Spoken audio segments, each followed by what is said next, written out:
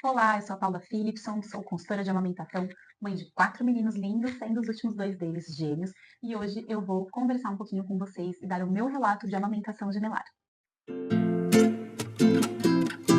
Eu já tenho um vídeo aqui, mas o vídeo eu fiz na época no Instagram, então ele tá em outro formato e os meus gêmeos não tinham nem 2 meses, então não é bem um relato. Estava sendo a minha experiência inicial. Então, se alguém quiser dar uma olhadinha como eu estava me sentindo naquela época, no comecinho, eu vou deixar o link aqui na descrição também para vocês compararem. Mas, se você chegou aqui, pode ficar nesse vídeo também, não tem nenhum problema se você não viu o outro. Bom, como eu falei, eu tenho 4 filhos, sendo que os últimos 2 são gêmeos, então eu já tinha tido 2 filhos, sem ser gêmeos, com diferença de 1 ano e 9 meses, antes deles. Eu tinha amamentado cada um de uma única vez. E eu pensava, gente, como é que você amamenta gêmeos, né? Afinal de contas, um bebê já é tão desafiador e realmente foi muito desafiador para mim. Eu tive muita dificuldade, muito mais no segundo filho do que no primeiro, porque a amamentação é uma via de mão dupla, precisa da mãe e do bebê. E às vezes a mãe e o bebê podem demorar para se entender, mesmo que a mãe já tenha amamentado antes. Então, existem muitas possibilidades e comigo, no segundo filho, foi muito difícil e fez com que eu transicionasse a minha carreira para consultora de amamentação. Então, quando eu tive os gêmeos, eu já trabalhava com isso e confesso que foi bem menos desafiador do que com o segundo filho.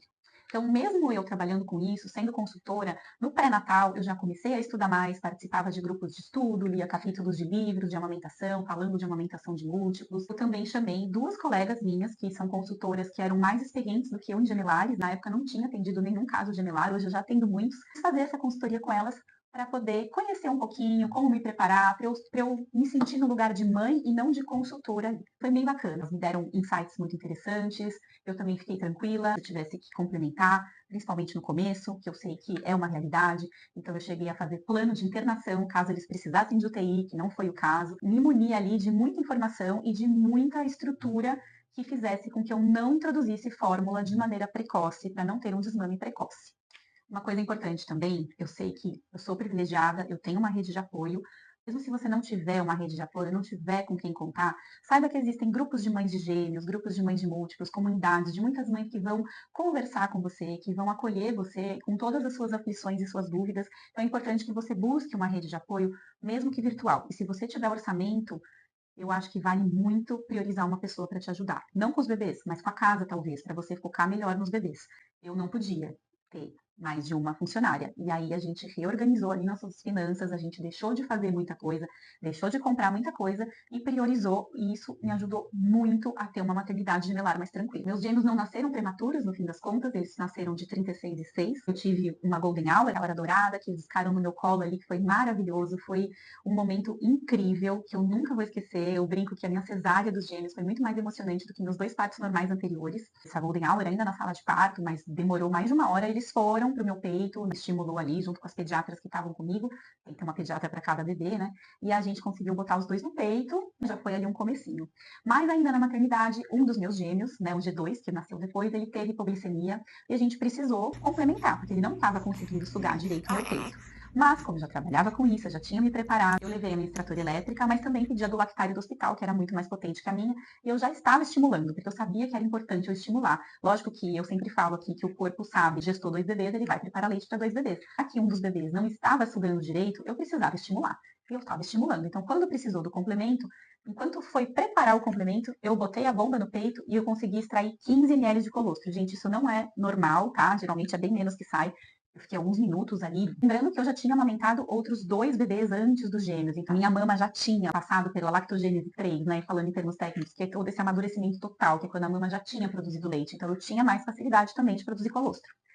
A gente conseguiu complementar com o meu colostro primeiro, com esses 15 ml, e depois a gente deu 10 ml de fórmula só para ele poder, né, subir a glicose dele ali, que era uma questão importante de saúde.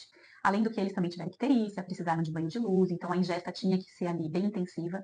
E assim que nós tivemos alta, eu sofri bastante em casa, porque eu comecei a ficar preocupada com o G2, que não estava sugando direito ali meu peito, então eu já estava tentando complementar ele de alguma forma, de novo, porque eu já sabia, já estava conversando com a pediatra, e o G1, que nasceu primeiro, ele me machucava, ele tinha uma tensão mandibular muito forte. Tem gente que fala que a osteopatia é muito boa para gêmeos, e realmente foi, assim, eu marquei osteopata, logo ali eu voltei para casa, eu marquei osteopata e marquei odontopediatra, porque eu já tinha visto a pediatra fazer o teste da linguinha e eu tinha observado que pelo menos um deles, o que não sugava direito, tinha o frênulo curto, digamos assim, que a língua, ela tem um papel importante na amamentação. Consegui marcar 2 dias depois que eu tive alta, né? Então no 5º dia de vida eu levei eles no odontopediatra e a gente fez o procedimento no G2 e ele veio pro meu peito e conseguiu sugar e conseguiu mamar, parecia assim mágica.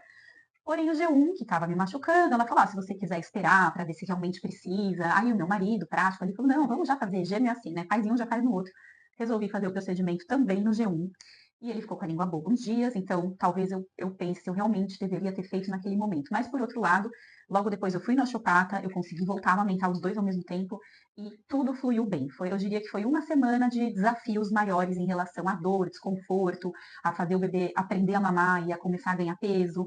A primeira semana eu ainda complementei o G2, mas aí foi só com meu leite, porque eu fazia bastante ordenha. E também uma outra expectativa que eu tentei não criar era justamente de amamentar os 2 ao mesmo tempo. Eu queria muito tentar, eu sabia que eu iria tentar, mas eu não iria me cobrar para isso, porque eu sabia que cada indivíduo é único, cada um suga de um jeito, cada um mama de um jeito. Eu falei, não vou me cobrar. Na maternidade, eu levei a minha almofada de amamentação gemelar, né, que era um pouco mais robusta, ela parece um quadradão, e realmente foi uma experiência interessante, porque lá eu consegui algumas vezes pôr os 2 ao mesmo tempo, mas eu ainda estava sofrendo, estava com dor, tinha essa questão de um que não sugava direito, o outro que sugava demais. Então, quando eu fui para casa, eu preferia amamentar um de cada vez, sempre que eu podia, até que o osteopata me ajudou também a botar os 2 ao mesmo tempo no peito, e a partir dali, sempre que os 2 choravam juntos, eu botava os 2 ao mesmo tempo. Eu tentava, ao máximo, respeitar a individualidade de cada um. Mas durante o dia, que as sonecas mais ou menos sincronizavam, difícil, gente, um dorme, quando o outro acorda, o outro dorme, tem vários desafios com gemelares, mas depois tudo passa e tudo vai entrando nos eixos.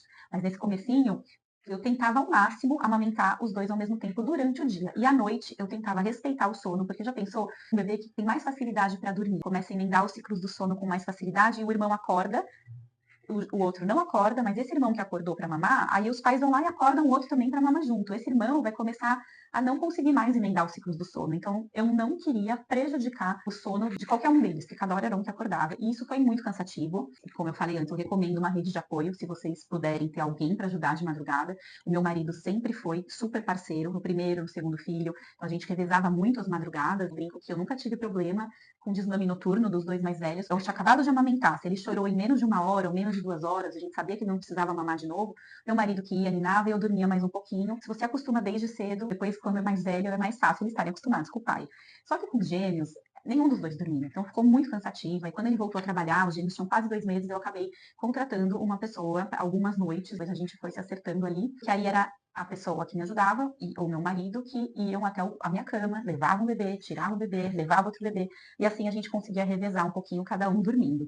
Isso ajudou bastante a manter o aleitamento exclusivo na madrugada, porque os meus gêmeos foram bebês que tiveram muita dificuldade com o sono normal, esperado, que os bebês não durmam a noite inteira no começo, mas os meus, no caso, demoraram bastante, mais do que meus primeiros filhos. Em relação à livre demanda, não fui muito assim, qualquer coisa chora, né? Como eu falei, eu tentava organizar as mamadas durante o dia, eu não tinha horário meio-dia, 3, 6, nada disso. Até porque quanto maior a ingesta calórica do dia, menor a necessidade deles à noite. Então, a minha ideia era amamentar intervalos menores que 3 horas, quando a amamentação engrenou ali, foi bem mais tranquilo. Então, eu tinha esse bom senso que eu sempre falo para as mães, né? Eu tenho um vídeo aqui também que fala da livre demanda e a livre oferta. Que a livre oferta é o bebê, ué, você dá o peito. Ué, dá o peito. Então, você não tenta entender se aquele choro significa outra coisa.